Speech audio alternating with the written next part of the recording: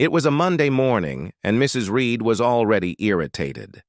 When she spotted Noah, a quiet 15-year-old boy sitting at the back of her class, sketching in a beat-up notebook, she snapped. "Noah," she barked, "what could you possibly be drawing? Another silly cartoon?"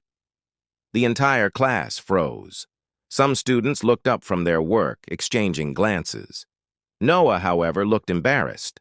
He slowly walked up to the desk and handed her the notebook. Without even flipping it open, Mrs. Reed sneered loudly, "This is why some of you will never make it anywhere. Wasting time instead of learning."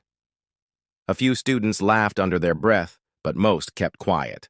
Just then, Ava, Noah's best friend, shouted, "You're wrong! Open it and see!" Another student sitting nearby snatched the notebook and held it up. Everyone gasped. Inside were astonishing sketches, detailed blueprints of cars, aircraft engines, and futuristic machines that looked professional. Mrs. Reed's face turned pale. She couldn't believe her eyes. The other students crowded around, their mouths hanging open in awe. One of them called out, "Hey, look, there's a design for a self-disinfecting toilet seat. Wow, that's amazing." Someone else said, "I bet the company that makes those toilets a lot of money with this design." Seeing the stunned faces of her students, Noah slowly walked back to his seat. He was still nervous, but there was a hint of triumph in his eyes. The commotion had attracted the attention of Principal Harris, who stepped into the room. "What's going on here?" he asked. "Look at this, sir," a student said, handing him the notebook. Principal Harris's eyes widened as he looked through the pages. "This is brilliant work, Noah. I knew you were good, but this is exceptional." He turned to Mrs. Reed, his face stern. "I want you to apologize to Noah right now."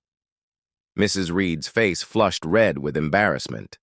She mumbled an apology, but Noah just nodded, understanding that sometimes people can be cruel without knowing the whole story. The next day, the entire class cheered for Noah as he left for the State Innovation Fair. He knew that none of it would have been possible without Ava, who had defended him against Mrs. Reed. As for Mrs. Reed, she spent the day in her office, regretting her harsh words. She had learned a valuable lesson. Don't judge a book by its cover, because you might just be crushing someone's dreams. Did you like this story? Tell us in the comments, and don't forget to share and like.